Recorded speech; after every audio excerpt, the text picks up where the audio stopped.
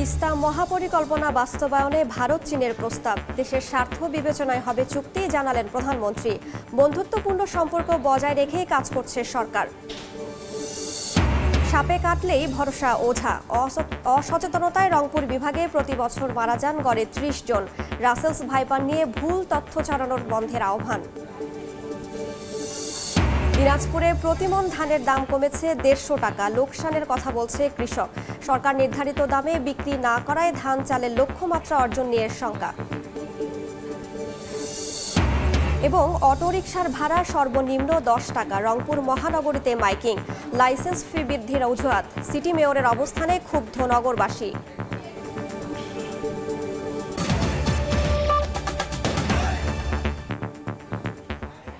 আমন্ত্রণ সময় সংবাদের নিয়মিত আয়োজন বিভাগীয় সময়। থাকছি সপ্তাহে ৭ দিন ভিন্ন ভিন্ন বিভাগের সংবাদ নিয়ে। আজ থাকছে রংপুর বিভাগ, সঙ্গে আছে আমি রাইসা জান্নাত। তিস্তা প্রকল্পে ভারত চীন দুই দেশই প্রস্তাব দিয়েছে। যাদের প্রস্তাব লাভজনক হবে তাদেরটি গ্রহণ করবে বাংলাদেশ। সকালে গণভবনে ভারত সফর পরবর্তী সংবাদ সম্মেলনে একথা বলেন প্রধানমন্ত্রী শেখ হাসিনা। জানান, দিল্লি বেইজিং সম্পর্ক নিয়ে ভাবিত নয় ঢাকা, বরং সবার সঙ্গে বন্ধুত্বপূর্ণ সম্পর্ক বজায় রেখেই কাজ করছে সরকার। এদিকে ঝুঁকলাম না, ওদিকে ঝুঁকলাম, এই ঝুঁকাঝুঁকির ব্যাপারে কিন্তু আমার নাই। তাদের দুই দেশের মধ্যে কি সম্পর্ক সেটা তাদের ব্যাপার, আমি সেখানে নাক গলাই না। আমি আমার সকলের সাথে বন্ধুত্ব রেখে আমার দেশের কল্যাণে, দেশের উন্নয়নে আমি কাজ করি এবং সেটা আমরা করে যাচ্ছি। কাজে এটা নিয়ে দুশ্চিন্তার কিছু নাই। চীনও একটা ফিজিবিলিটি স্টাডি করেছে, ভারতও একটা করবে, করে আমরা আমাদের কাছে যেটা সবথেকে বেশি গ্রহণযোগ্য, লাভজনক, আমরা সেটাই করব। আর যেহেতু ভারতের সাথে আমাদের তিস্তা পানির দাবিটা অনেক দিনের, তো ভারত যদি আমাদের তিস্তা প্রজেক্টটা করে দেয় তাহলে আমাদের সব সমস্যাই তো সমাধান হয়ে গেল। এই পানি নিয়ে আর প্রত্যেকদিন প্যাঁ করতে হবে না, আমরা সেই সুবিধাটা পাবো। যেটা মমতা ব্যানার্জি বলেছেন, হ্যাঁ ওটা ওনার খুব, যে ওনার সঙ্গে আলোচনা করেনি, উনি তো ছিলেন না দিল্লিতে। আমি নিজেই তো যোগাযোগ করার চেষ্টা করছি, উনি তখন ছিলেন না। থাকলে নিশ্চয়ই ওনাকে নিয়ে আমরা আলোচনা করতাম। আমার কথা হচ্ছে যে কাউকে বাদ দেওয়া হবে না, আর এখানে টেকনিক্যাল গ্রুপ আসবে, কথা বলবে, আলোচনা করবে, তারপরে সমঝোতা হবে। আর মমতা ব্যানার্জির যে চিঠি, সেটা তো উনি লিখেছেন ওনার দেশের প্রধানমন্ত্রীকে, এটা তো তাদের আভ্যন্তরীণ ব্যাপার, এখানে আমার তো কিছু বলার নাই। আমার সাথে সকলের সম্পর্ক ভালো। বর্ষার শুরুতেই পানি বৃদ্ধির সঙ্গে তিস্তায় বেড়েছে ভাঙন। এতে বিপাকে নীলফামারীর প্রায় ১,০০০ পরিবার। সম্প্রতি এক দফা বন্যার পর বেড়িবাঁধেও ভাঙন দেখা দিয়েছে। গতানুগতিক আশ্বাস পানি উন্নয়ন বোর্ডের। মোহাম্মদ সোহেলের ছবিতে শাকির হোসেন বাদলের রিপোর্ট। জনপদে পানি ঢুকছে হু হু করে, ভাসিয়ে নিয়ে যাচ্ছে ফসলের জমি ও গাছপালা। বর্ষার শুরুতেই তিস্তার পানি বাড়ায় সম্প্রতি নীলফামারীর ডিমলা উপজেলার বুড়ি তিস্তা বাঁধের প্রায় ২০০ মিটার এলাকা ভেঙে যায়। এতে পানিবন্দী হন ২ শতাধিক পরিবার। পানি নামতে শুরু করলেও ভাঙা বাঁধের সংস্কার না হওয়ায় আতঙ্ক পিছু ছাড়ছে না স্থানীয়দের।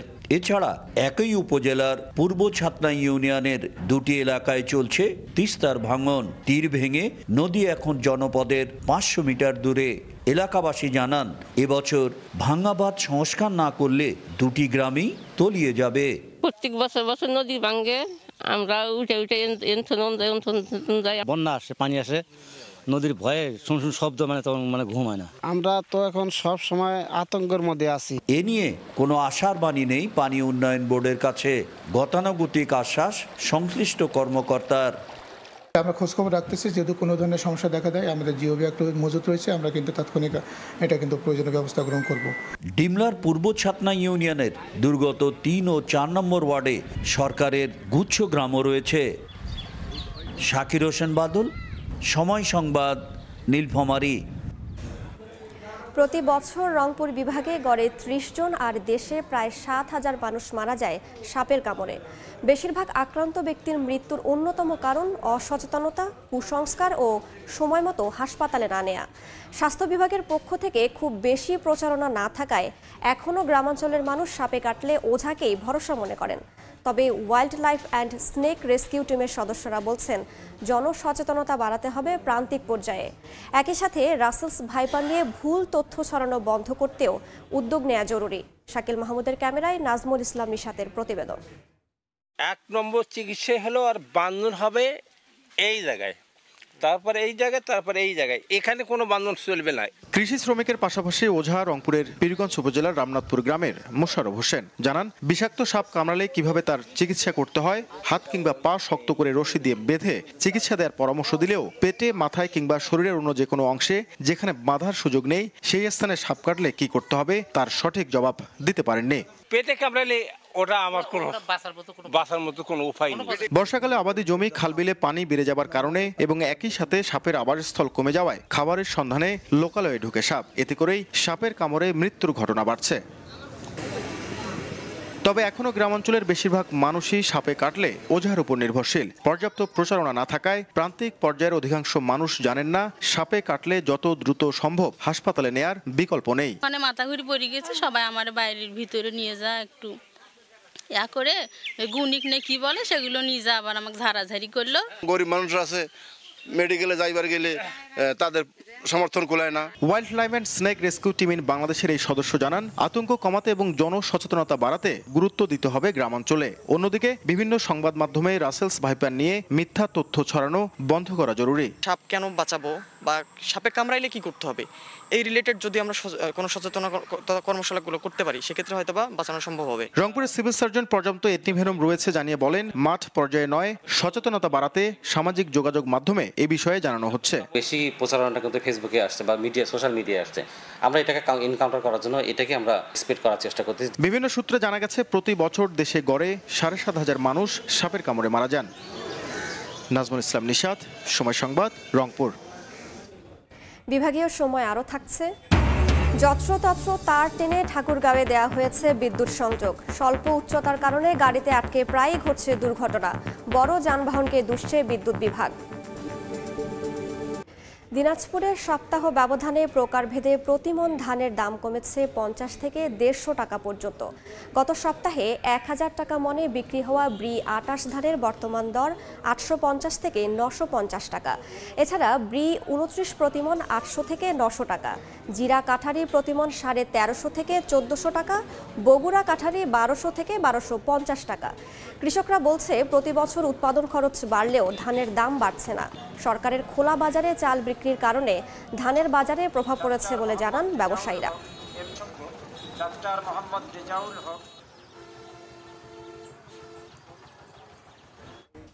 এদিকে দিনাজপুরে সরকারিভাবে বোরো ধান ও চাল সংগ্রহ লক্ষ্যমাত্রা অর্জন নিয়ে আশঙ্কা দেখা দিয়েছে। এ পর্যন্ত 36% চাল ও মাত্র 15% ধান সংগ্রহ হয়েছে।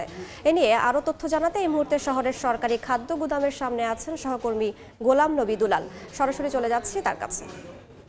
দিনাজপুরে আপনার সরকারের যে সংগ্রহ অভিযান বোরো ধান চাল এটা কিন্তু আপনার অব্যাহত রয়েছে। আমি এই মুহূর্তে দিনাজপুর সিএসডি এলাকায় রয়েছি।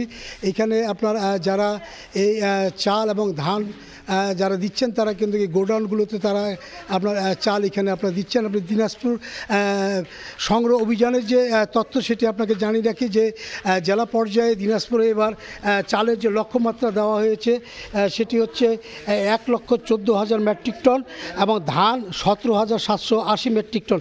এবারও কিন্তু ধানের যে লক্ষ্যমাত্রা অর্জিত না হওয়ার আশঙ্কা দেখা দিয়েছে, যদিও এখানকার জেলা খাদ্য নিয়ন্ত্রক আপনার সুবীর নাথ চৌধুরী তিনি জানিয়েছেন যে 31শে আগস্ট পর্যন্ত এই সংগ্রহ অভিযান চলবে। এর মধ্যেই চালের যে লক্ষ্যমাত্রা সেটা অবশ্যই অর্জিত হবে। তবে আজ পর্যন্ত চালের যে লক্ষ্যমাত্রা সেটি হচ্ছে 36% হয়েছে এবং ধান এ পর্যন্ত 15% আপনার এখানে অর্জিত হয়েছে।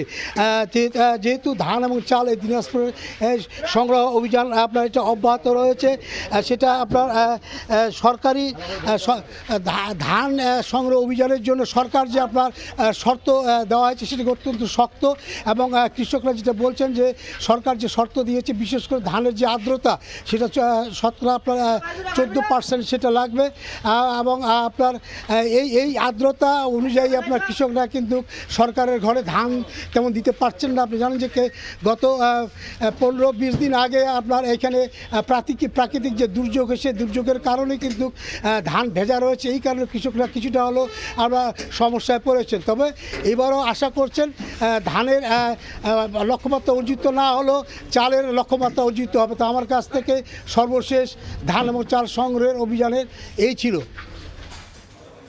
সরাসরি যুক্ত ছিলাম দিনাজপুরে। অটোরিকশায় উঠলেই দিতে হবে সর্বনিম্ন 10 টাকা। রীতিমতো মাইকিং করে রংপুর সিটি কর্পোরেশন এলাকায় এই ঘোষণা দিচ্ছে অটোরিকশা মালিক শ্রমিক সমিতি। সিটি কর্পোরেশন লাইসেন্স ও নবায়ন ফি বাড়িয়েছে, তাই তারাও ভাড়া বাড়িয়েছেন। সিটি মেয়র বলছেন, অটো চালকরা ভাড়া বাড়ালে তার কিছুই করার নেই। এমন সিদ্ধান্তে ক্ষুব্ধ নগরবাসী।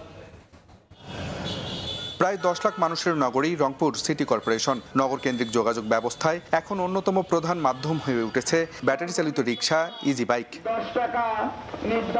কিন্তু গেল 15 দিন ধরে হঠাৎ ভাড়া বৃদ্ধি করেছে অটোরিকশা চালক সমিতি।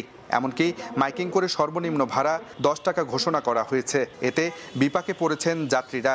দূরত্ব ভেদে লাগামহীন এমন ভাড়া নির্ধারণের কারণে প্রায় চালকদের সাথে অপ্রীতিকর ঘটনা ঘটছে যাত্রীদের। স্টেশন থেকে যেখানে জাহাজ কোম্পানি আসতে 10 টাকা ভাড়া হতো, এখন সেখানে 20 টাকা ভাড়া লাগছে। 10 হাত রাস্তা গেলেও 10 টাকা দেওয়া লাগবে। অটো চালকরা বলছেন, সিটি কর্পোরেশনের অতিরিক্ত লাইসেন্স ও নবায়ন ফির সাথে নিত্য প্রয়োজনীয় জিনিসের দাম বাড়ায় সিটি কর্পোরেশন থেকে এই ভাড়া বৃদ্ধির অনুমতি নেওয়া হয়েছে। সিটি কর্পোরেশন আগে দিছিলাম 3100 টাকা বছরে, এখন এইটা এবার 6000 কি 5500 টাকা করছে। গাড়ি জমা বেশি, আবার মনে করেন দ্রব্যমূল্য ঊর্ধ্বগতি দাম, এই সব কিছু মিলিয়ে আমরা কুলাতে পারতেছি না। মেয়রের দায় সারা জবাব। অটো চালকরা ভাড়া বাড়ালেও কিছু করার নেই সিটি কর্পোরেশনের। এটা করে তো কেউ সিদ্ধান্ত অপেক্ষা থাকে, না করলে হরতাল অমুক সমুক দুনিয়ার কাহিনী করে বসে। সিটি কর্পোরেশন থেকে 7 থেকে 8,000 লাইসেন্স দেয়া হলেও রংপুর নগরে ইজি বাইক ও অটোরিকশা চলে প্রায় 50,000। আব্দুল রশিদ জীবন, সময় সংবাদ, রংপুর।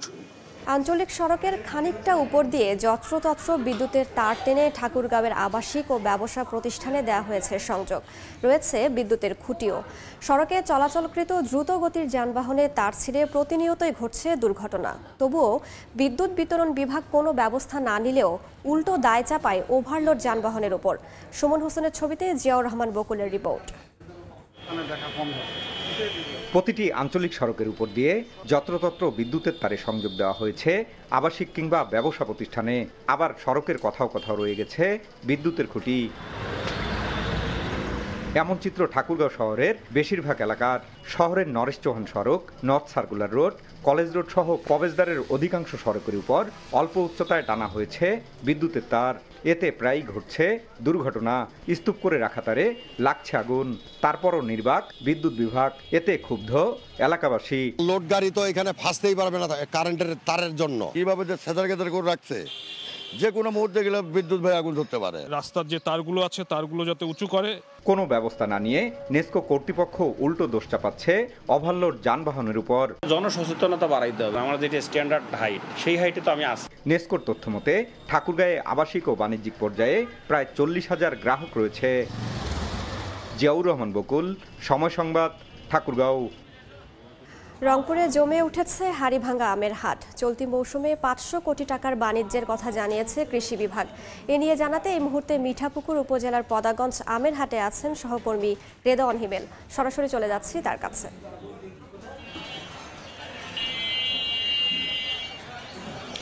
চলতি মৌসুমে কিন্তু উত্তরের জেলা যে ঐতিহ্যবাহী আম হাড়িভাঙ্গা, সেই হাড়িভাঙ্গা আমের হাট কিন্তু একেবারেই জমে উঠেছে। প্রথমে আপনাদেরকে একটি বিষয় জানিয়ে রাখি, এই বছরে কিন্তু ফেব্রুয়ারির 12 তারিখে কিন্তু শিল্প মন্ত্রণালয়ের পক্ষ থেকে কিন্তু জিআই পণ্যের তালিকায় স্বীকৃতি মিলেছে এই ঐতিহ্যবাহী আম হাড়িভাঙ্গা। এরপরই কিন্তু এই চলতি মাসের যে গত 20 জুন সেটা কিন্তু যে হাড়িভাঙ্গা আম সেটা বাজারজাত করার কর্মকাণ্ড সেটা কিন্তু ইতিমধ্যে শুরু হয়েছে। আমি এই মুহূর্তে আছি রংপুর জেলার যেই পদাগঞ্জ ঐতিহ্যবাহী হাড়িভাঙ্গার হাট, সেখানে আপনাদেরকে জানিয়ে রাখি আমরা কথা বলেছিলাম কৃষি বিভাগের সঙ্গে। তারা বলেছিলেন যে, তারা যেমনটি বলছেন যে এই মৌসুমে কিন্তু প্রায় 500 কোটি টাকার আম বেচা বিক্রির কথা কিন্তু আমাদেরকে তারা জানিয়েছেন। এর পাশাপাশি কিন্তু আমরা দেখেছি এই হাটে এসে যারা উদ্যোক্তা রয়েছেন, কৃষক রয়েছেন এবং পাশাপাশি যারা বেকার যুবক রয়েছেন তারাও কিন্তু এই হাটে এসে আম প্যাকেটজাত করে বিভিন্ন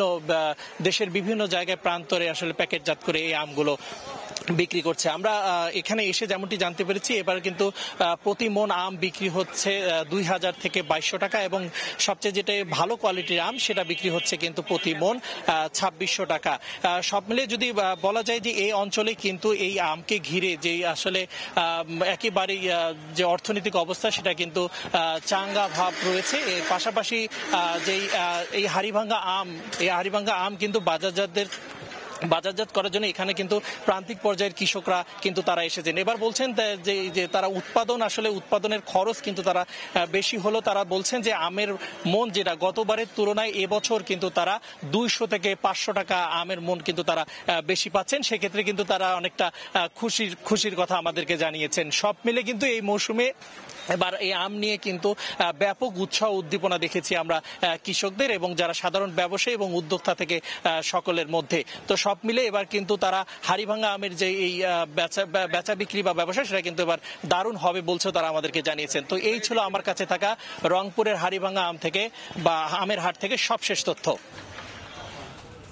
রংপুরের মিঠাপুকুর থেকে সরাসরি যুক্ত ছিলাম। কাজে আসছে না বালাসী বাহাদুরাবাদ ফেরিঘাট। উদ্বোধনের 2 বছর পরও নাব্য সংকটের দোহাই দিয়ে আলোর মুখ দেখছে না এ ঘাটটি।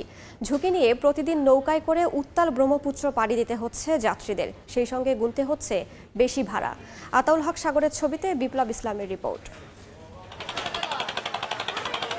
ধারণ ক্ষমতার কয়েক গুণ বেশি যাত্রী নিয়ে নদী পার হচ্ছে নৌকা। তিল ধারণের ঠাঁই না থাকা এসব নৌকায় নেই কোনো নিরাপত্তা সরঞ্জাম। 2022 সালের এপ্রিলে লঞ্চ চলাচলের উদ্বোধন করা হয় বালাসী বাহাদুরাবাদ নৌ রোডে।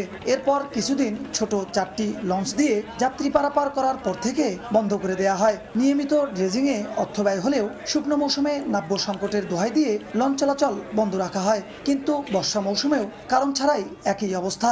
এলাকাবাসী ও যাত্রীদের অভিযোগ, প্রতিদিন নৌকায় করে উত্তাল ব্রহ্মপুত্র পাড়ি দিতে হচ্ছে যাত্রীদের, সেই সঙ্গে গুনতে হচ্ছে বেশি ভাড়া। নৌকার মধ্যে আমাদের অনেক রিস্ক, বাধ্যমূলক এখন লঞ্চ না পাওয়াতে আমরা নৌকা দিয়ে যেতেছি। অনেক বাচ্চা কাচ্চা আছে যারা সাঁতার পারে না, একটা অঘটন হলে আমাদের তো জীবনে ঝুঁকি আছে, ভাড়াও বেশি লাগছে, জীবনেরও ঝুঁকি আছে। তো এটা সিন্ডিকেট ছাড়া আর কি, রাস্তা তো একই, মাদারগঞ্জ ঘাটের যে পথ এখানে তো ডিস্টেন্স তো একই, তাহলে এখানে এত কয়েক গুণ বেশি হবে কেন?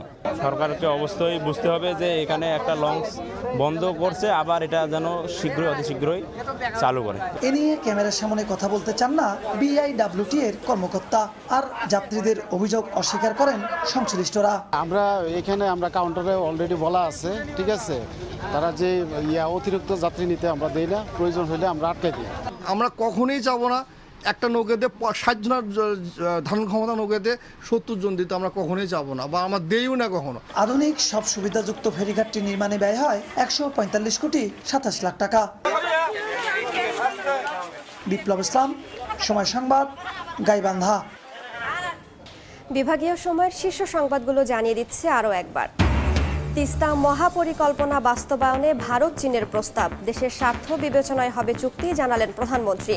বন্ধুত্বপূর্ণ সম্পর্ক বজায় রেখেই কাজ করছে সরকার। সাপে কাটলেই ভরসা ওঝা, অসচেতনতায় রংপুর বিভাগে প্রতি বছর মারা যান গড়ে 30 জন।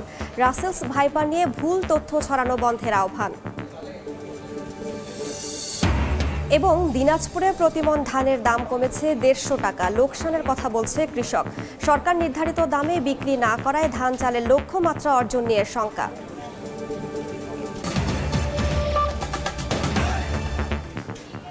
এই ছিল বিভাগীয় সময়। আগামীকাল থাকবো রাজশাহী বিভাগের আয়োজন নিয়ে। এরপর আন্তর্জাতিক সময়, সঙ্গে থাকবেন সহকর্মী ইমদাদুল হক। রাজদা, আপনাকে ধন্যবাদ। আন্তর্জাতিক সময় নিয়ে ফিরছি কিছুক্ষণ পর, সঙ্গে থাকুন সময়।